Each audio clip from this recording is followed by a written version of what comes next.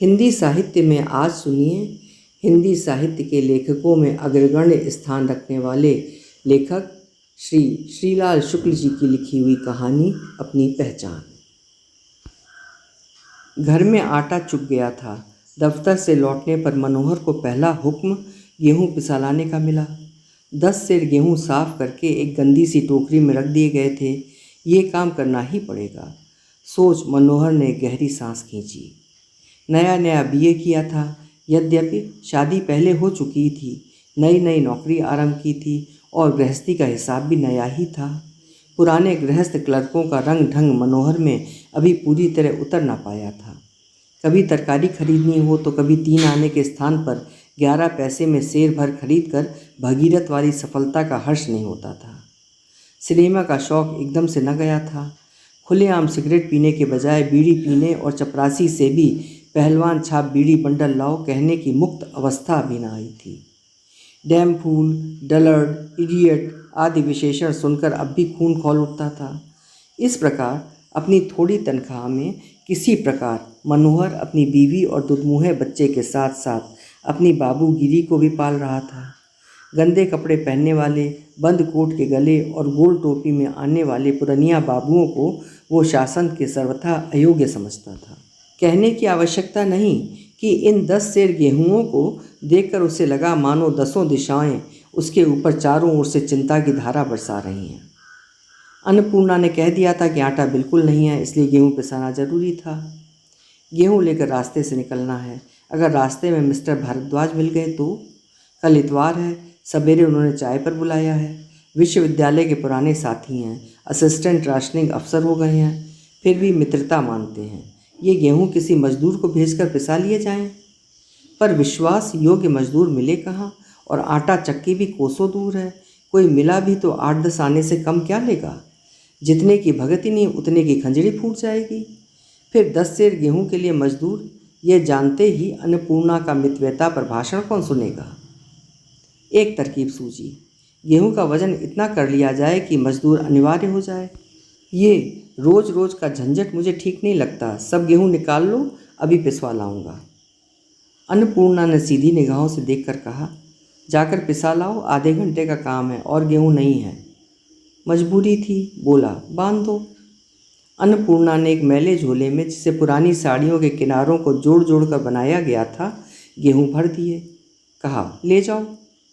मनोहर ने झल्ला कर कहा, वो झोला मैं छूऊंगा भी नहीं। ओह, कितना गंदा है। अन्नपूर्णा ने वह गेहूँ फिर टोकरी में डाल दिए। ये झोला हाथ में लटकाया जाने वाला था। कुछ दिन पहले जब लोग कुर्ता और मिर्जई पहनते थे, कंधे पर लटकाए जाने वाले 2 पेट के झोलों का चलन था। जब से कपड़ों में स्टार्च लगने लगा और क्रीज होने लगी, कोट पतलून का राज्य हुआ, तब से कंधे या सर पर अपना सामान ले चलने की प्रक्रिया उठ गई। इन हाथ वाले झोलों का आदर बढ़ा। भाव ये था कि बोझा ढोते समय हम जितना ही बोझ को नगण्य माने, उसी अनुपात में हमें भद्र माना जाएगा। अतः 20 सेर का सूटकेस बैग के रूप में हाथ में लटकाकर और बार बार पैर के घुटनों से उसे आगे लड़ाकर लोग कृतकृत्य हो जाते हैं, परंतु 3 सेर की पोटली कंधों पर नहीं रख सकते। खैर, दुर्भाग्यवश ये एक झोला ही था जो इतना गंदा निकला कि मनोहर उसे छू तक नहीं सकता था। उसने फिर कहा, क्या गेहूँ पिसाने नहीं है जो लाट साहब की तरह रख लिए? कहते ही उसे अपनी भूल का अनुभव हुआ कि लाट साहब को गेहूँ टोकरी में डालने के बजाय कुछ और ही महत्वपूर्ण काम करने के लिए रखा जाता है। धीरे से अन्नपूर्णा ने कहा, ले काहे में जाओगे? अपेक्षाकृत एक साफ धोती थी, उसे दोहराकर उसमें गेहूँ बांधे गए। एक छोटी सी पोटली बन गई। अब उसे बगल में दबाने पर जान पड़ा कि वो कमीज के सामने काफ़ी मैली पड़ती है। मनोहर ने घर पर पहनने वाली यानी मैली कमीज़ और उतनी ही मैली धोती पहन ली। चलते चलते कहा, मेरी सिल्क वाली कमीज़ के बटन टूट गए हैं, लगा देना। कल उसे ही पहन के ARO साहब के यहाँ चाय पर जाना है। इतना कहकर बाहर आया, झुका झुका सड़क पर चलने लगा। 10 सेर गेहूँ क्या लिए जा रहा था, मानो इतने ही गेहूँ कहीं से चुरा कर लोगों की निगाह बचाकर भागा जा रहा था। जो डर था वही सामने आया। बाबू श्यामनाथ भारद्वाज के भाई सामने से टहलते हुए आ रहे थे। मनोहर की बार बार इच्छा हुई कि ज़मीन फटे और वो उसमें समा जाए। शंका ये कि ये इच्छा एक बार भी क्यों न हुई कि ज़मीन फटे और स्वयं बाबू श्यामनाथ उसमें समा जाएं। समाधान ये है कि यदि ऐसा हो भी जाता तब भी मनोहर अपनी पोटली के साथ पृथ्वी की लज्जा का भार सहन करने के लिए ही रह जाता। पर जमीन इतनी सस्ती नहीं है कि इच्छा करते ही टके की पतंग की तरह फट जाए। बाबू श्यामनाथ सामने आ गए। वे शायद मनोहर को देखते भी नहीं, पर उसने सोचा कि यदि उन्होंने देख लिया तो समझेंगे कि वो इस हालत में मारे झेप के चुपचाप निकला जा रहा है। इस कारण ये सिद्ध करने के लिए कि अपना काम करने में वो जहाज़ पर कोयला झोंकने वाले प्रिंस ऑफ वेल्स ही सा महान और निर्लज्ज है, उसने पहले ही कहा, ओह श्यामनाथ जी हैं कहाँ। उनकी स्वाभाविक मुस्कान भी उसे व्यंग भरी जान पड़ी। उन्होंने पूछा, आप कहाँ। अरे साहब, ये गेहूँ मेरे गले पड़ गए हैं। अभी पिछले इतवार को लौंडा 25 सेर के करीब पिसा ले गया था, सब न जाने कहाँ चला गया। सोचा फ़िलहाल के लिए इतना पिसा लाऊं। भेज देना था किसी को। चलिए रतन देखाएं, ऐसी पिक्चर आज तक नहीं बनी। अरे जनाब, रतन देखने की फुर्सत कहाँ है। कहते ही उसे लगा कि उसने पुराने बाबुओं वाली कोई बात कह दी है। चलते चलते श्यामनाथ जी कह गए, कल आइएगा अवश्य, मिस आहूजा भी आवें शायद। श्यामनाथ की आवाज़, उसे लगा कि उसमें कुछ रुखाई सी है। और मिस आहूजा कहाँ 10 सेर गेहूँ और कहाँ वे, केवल रंग की समता है। बैसाख के सूरज की ढली रोशनी में चक्की के सामने रूखा दृश्य, आटे के कणों से भरी हुई हवा का स्पर्श, घर घर का घोर शब्द, मुंह खोलते ही खांसी लाने वाला रस, लोगों के पसीने की गंध, समस्त ज्ञानेंद्रियों को सुन्न करने वाला ये वातावरण उसे मिस आहूजा के बारे में रोमांटिक नहीं बना पाया। एक विचार मन में घुस गया था, वो कल सिल्क वाली कमीज़ पहनकर जाएगा जरूर, पर क्या श्यामनाथ जी उसका आज का रूप भूल सकेंगे। जब उसने बार बार चक्की वाले से आटा पीसने में जल्दी करने को कहा तो उसने अपने क्षेत्र में सामान्य युद्धोत्तर सभ्यता के नियम का पालन करते हुए कहा, जल्दी हो तो कहीं और जाओ, वे रहे तुम्हारे गेहूँ। झेप कर मनोहर एक कोने में खड़ा हो गया। वहीं प्रायः 45 साल का एक मैला सा आदमी खड़ा था। वो पाँवों तक कसा हुआ पाजामा पहने था, बदन पर कुर्ता था जो ज़रूरत से ज़्यादा लंबा और कंधों पर फटा हुआ था। कुछ दाढ़ी बढ़ गई थी, गाल के गड्ढों और कनपट्टियों के ऊपर बालों में सफ़ेदी आ गई थी। आंखें डरावनी और फूली हुई लग रही थीं। वो बीड़ी पी रहा था। उसने एक फूंक मनोहर की ओर फेंक कर कहा, कहाँ काम करते हो। मनोहर को उससे बातें करने में अपमान सा जान पड़ा। उसने उसकी बात अनसुनी कर दी। तब वो आगे बढ़ाया और मनोहर के मुंह में झांक कर अपने सवाल दोहराते हुए बोला, कहाँ काम करते हो। अनिच्छा के साथ मनोहर ने बताया, सीओडी में। ठीक है, मैं पहले ही जान गया था। कैसे, मनोहर ने घूरते हुए पूछा। उसने अपना सर जोकरों की भांति हिलाकर पास खड़े हुए अपने 2-3 साथियों से कहा, जो बहुत जल्दी मचाए तो जान लो कि वो 10 घंटा सीओडी में मजदूरी करके आया है। पता नहीं इसमें क्या बात थी कि वे सब खिलखिला कर हंस पड़े। मनोहर कुपित नेत्रों से उसे देखता रहा। उसने पूछा, क्या पाते हो। मनोहर ने लापरवाही से कहा, मिल जाता है खाने भर को। उसने फिर अपना भयंकर सिर जोकरों जैसा हिलाया और अपने साथियों से बोला, अरे जान लो भाई लोगों, सीओडी में भी एक आदमी खाने भर को पा जाता है।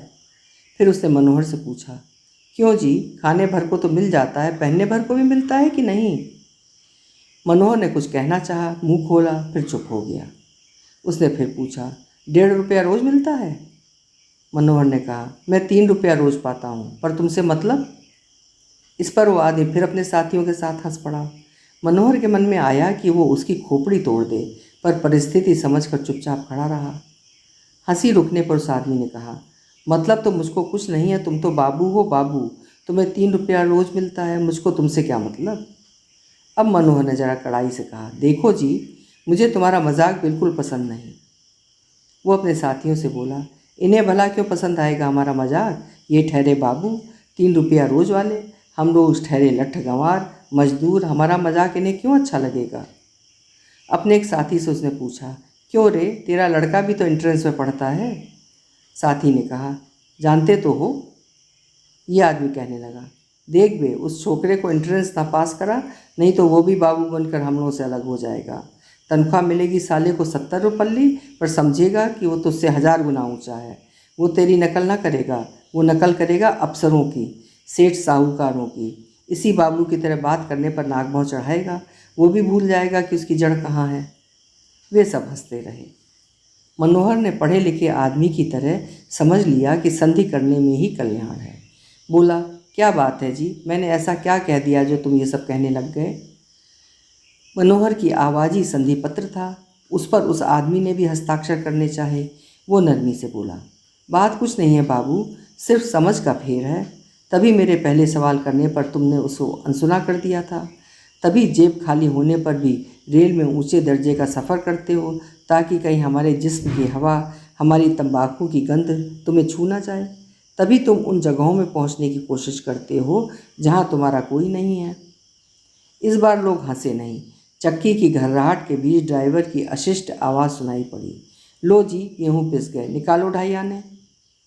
पैसे देकर हाथ में आटा लटका कर वो बाहर आया। उस आदमी ने इस बार मनोहर की ओर नहीं देखा। वो बीड़ी सुलगाने में व्यस्त था। मनोहर को संदेह हुआ कि वो कुछ पढ़ा लिखा आदमी है, जानने योग्य है, पर हिचक के मारे वो चुपचाप चला आया। घर आकर आटा एक किनारे रख नहाने चल दिया। अन्नपूर्णा ने रोक कर सिल्क की कमीज उसके हाथों में रख दी और पूछा, कुछ और ठीक करना है? एक पल वो अन्नपूर्णा के पीले और मुरझाए चेहरे की ओर देखता रहा। उसके बाद धुएं से धूमिल आंगन पर उसने निगाह डाली। नीचे अंधेरा था, पर दुमंजिले के ऊपर मुंडेरों पर, जहाँ अधिक किराए देने वालों की ही पहुँच थी, सूरज पूरी तरह अभी डूबा न था। उसकी लाल रोशनी अभी छतों पर फैल रही थी। उसने फिर अन्नपूर्णा के चेहरे की ओर देखा। ऐसा लगा कि वो चेहरा उसने बहुत दिन बाद देखा है। फीकी मुस्कान के साथ उसने एक उंगली अन्नपूर्णा की ठुड्डी पर आवेग के साथ फेरी और कहा, और कुछ नहीं ठीक करना। फिर तौलिया और साबुन जमीन पर रखकर कपड़ों का पुराना संदूक खोल उस कमीज़ को उसने सबसे नीचे रख दिया। उसके बाद नहाने चला गया। अभी आप सुन रहे थे लेखक श्रीलाल शुक्ल जी की लिखी हुई कहानी अपनी पहचान।